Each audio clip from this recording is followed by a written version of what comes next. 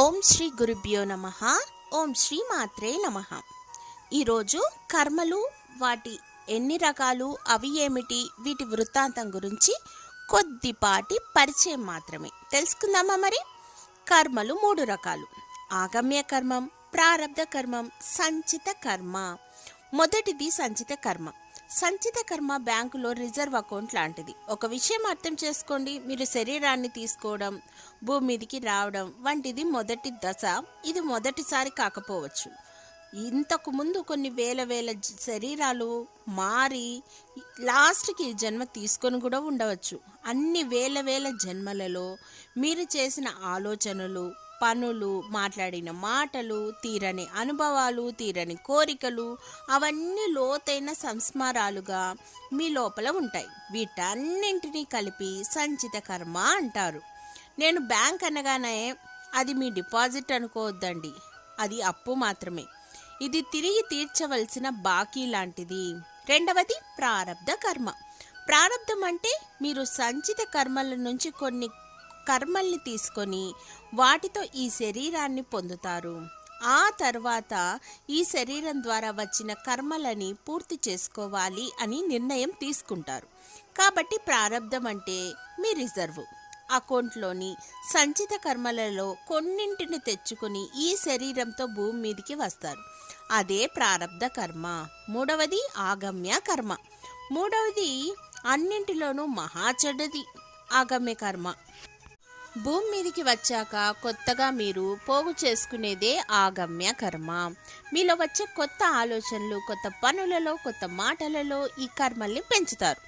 ఎవరైతే ఈ భూమి మీదకి వస్తారో వాళ్ళు మరణించే లోపు ప్రారబ్ధ కర్మలని పూర్తిగా పోగొట్టుకోవాలి. ఉదాహరణకు మీ సంచిత కర్మలు 100, 1000 అనుకుంటే మీరు అందులోని 10 కర్మలు తీసుకొని శరీరాన్ని పొంది భూమి మీదికి వస్తారు. అంటే మీరు 10 ప్రారబ్ధ కర్మలతో వస్తారు. ముందుగా ఈ 10 కర్మలు పూర్తి చేయాలి. అయితే మీరు ఈ భూమి మీదకి వచ్చాక అది 10 కర్మలు పోగొట్టుకోకుండా కొత్త కర్మల్ని పోగు చేసుకోవడం ప్రారంభిస్తారు. ఎదుటివారి కోరికలు, మీ కోరికలు తెచ్చుకొని వాటితో కొత్త ఆలోచనలు, కొత్త మాటలు, కొత్త పనులు చేస్తారు. ఉదాహరణకు మీరు ఎవరైనా అందమైన వారిని చూశారనుకోండి, అసూయతో మీ ఆలోచనలు రెట్టింపు అవుతాయి. ఈ ఆలోచనలతో కొత్త కర్మలు చేస్తారు. కొన్నిసార్లు ఎదుటివారి గురించి చెడ్డగా మాట్లాడతారు కూడా. అప్పుడప్పుడు కూడా ఆ మాటలకు ఆధారంగా కర్మల్ని కలుపుకుంటూ పోతారు. ప్రతిరోజు మీలో ఉండే చికాకు, అసహనం నుంచి బయటికి రావటం ఈ ప్రారబ్ధ కర్మలలో జీవించడం అని అర్థం. ప్రారబ్ధాన్ని నమ్మటం శక్తివంతమైనది.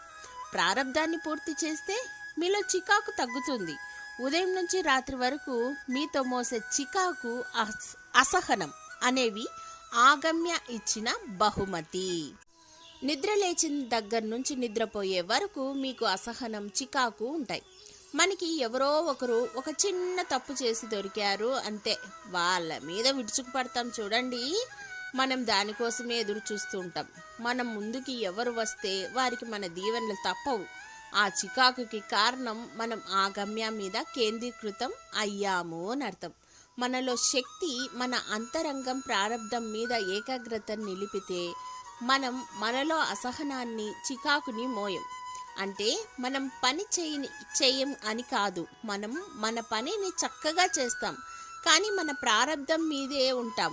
చూడండి, నిరంతరం అన్నింటినీ వ్యతిరేకిస్తూ నిరంతరం అసహనంతో, చికాకుతో ఉన్నారనుకోండి, అంటే ఇదే కారణం. దీన్నే ఆగమ్య అంటాం. ఎందుకంటే మన చుట్టూ అవకాశాలు చూస్తాం కాబట్టి మనం ఎంపికల వెనుక పరిగెడుతున్నాం. అవే ఆగమ్య. అయితే ప్రారబ్ధం చాలా శక్తివంతమైనది, తెలివైనది కూడా.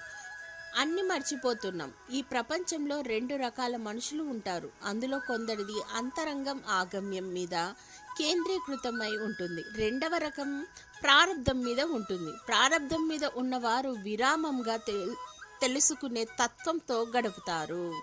బాగుంది కదా కర్మల గురించి.